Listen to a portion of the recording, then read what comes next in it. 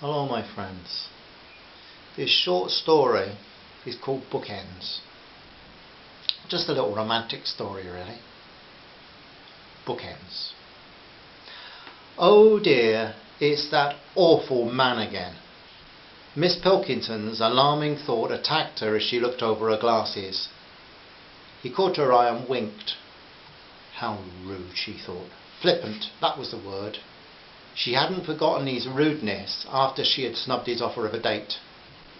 Taking down Edward Gibbon's Decline and Fall of the Roman Empire, he declared, "You're like this book. Too long in the library, you're getting stuffy." Stuffy. The dictionary defined it as lacking ventilation, fusty. The nerve. Miss Pilkington had wanted to take hold of the one-volume complete history of the world and bounce it on his head. However, as she valued her job as assistant librarian, she had resisted the temptation because, after all, books were her life. Observing him carefully, she wondered why he was in the historical section again. Who is he trying to impress? She questioned. You only had to look at him to know he was uneducated. Not that she despised the less cultured. Why, Kath Moore, the Romany girl at the illiteracy classes, was delightful. Miss Pilkington loved helping her, but she wasn't like him. Where was he writing notes? Didn't he work? Ah yes, that was it.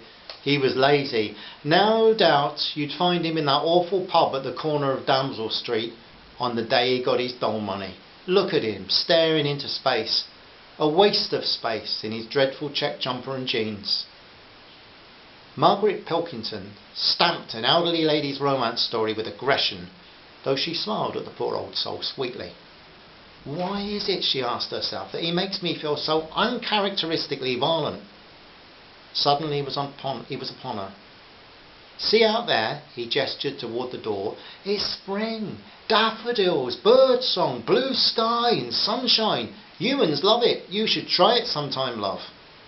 After that, he left the building laughing.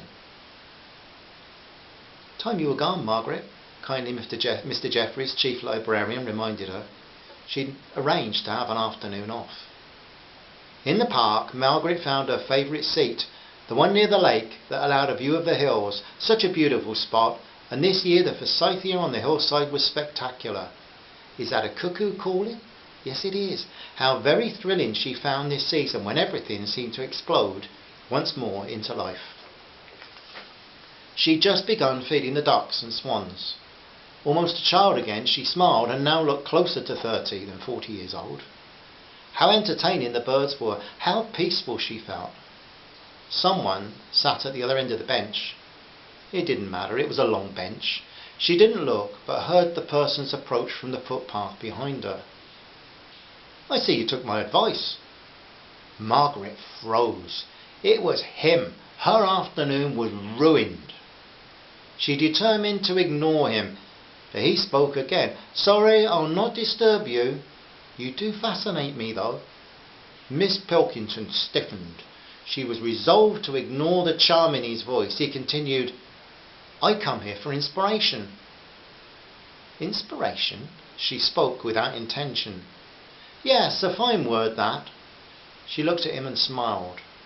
The Latin, he said authoritatively, carries the thought, breathe into. Really? Why was she responding to him? So I came to ask the spring to breathe on me and help me with my work. I see, she said, but she didn't say. I was fine at 7 this morning, but I ran out of steam soon after I visited the library. Chapter 10 just doesn't seem right. It's very hard for the reader to be conveyed through such happiness for the main character when it's set against the backdrop of the execution of Charles I. Really? Margaret Pilkington tried to be terse, but she sounded intrigued. Writer's block, I don't get it very often. A walk usually clears it better than dynamite. Mind you, I never tried dynamite. Not knowing why she'd laughed, Margaret responded kindly, Beginner writers have those kind of problems, I understand. I'm sure they do, I can't remember. There was a short, uncomfortable silence, and Margaret thought she should leave, but something seemed to be preventing her. He sounded embarrassed as he continued, Look, I got off to a bad start. When I write, I'm so careful with every single word, but when I speak, my silly sense of humour always gets in the way and I annoy people. My sister Judy says that's why I never married, but Harry married her, so he must have a sense of humour. Margaret was laughing again. A cool breeze rippled the lake, and she pulled her jacket closer. Her hands were getting chilly, but she still didn't seem to be able to get up and go. Looking her right in the eye, he humbly apologised. I don't mean any harm. I'm sorry if I've offended you. Can I ask you a question, she asked, and then without waiting for permission added, why is it you never take any books out of the library?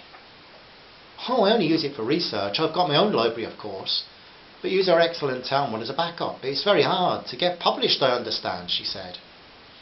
In the early 90s, I collected plenty of rejections, abandoned one novel and almost gave up. It was my old English teacher at Queensway School. She persuaded me to keep trying. She kindly read over some of my manuscripts and she told me I hadn't changed since leaving school.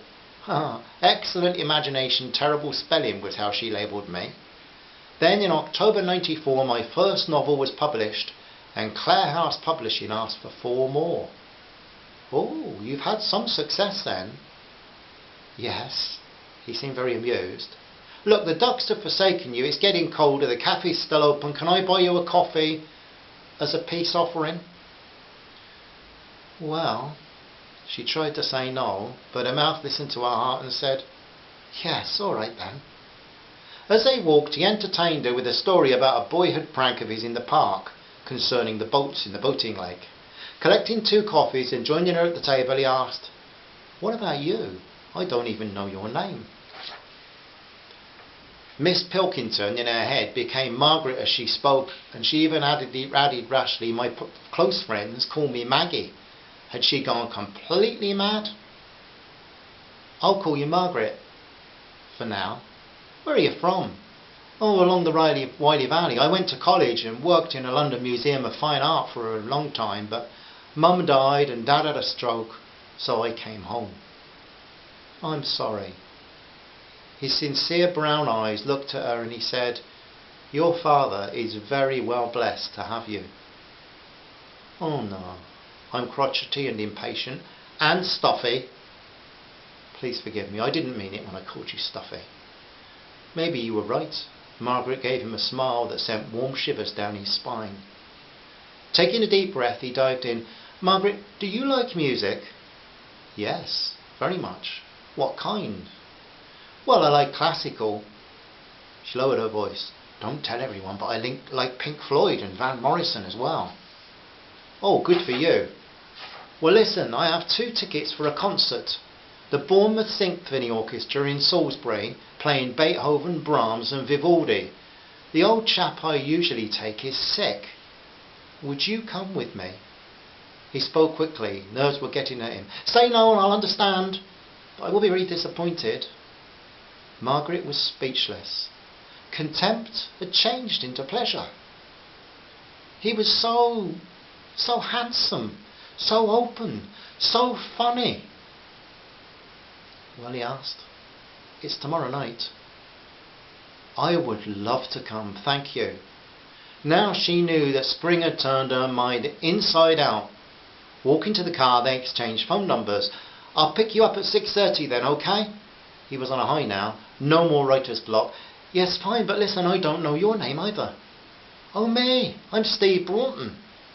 Her head reeled. There was a long shelf at the library full of Steve Broughton bestsellers. High-level historical novels, and she had read every one, some of them twice and one of them 3 times. How she loved his wit, admired the research and respected his literary performance. Steve took her hand and kissed it gently, opened her car door for her and said, until tomorrow then, Margaret. Maggie flew home like a swallow. Hope you enjoyed that. I suppose it's another little story. Brings home we shouldn't judge people. We may jump to all the wrong conclusions. We see people sometimes and we think all sorts of things and we're often wrong, aren't we? Nice to share that little story with you, my friends. Hope that you're all well and send love and peace to everyone. Bye for now. Bye bye.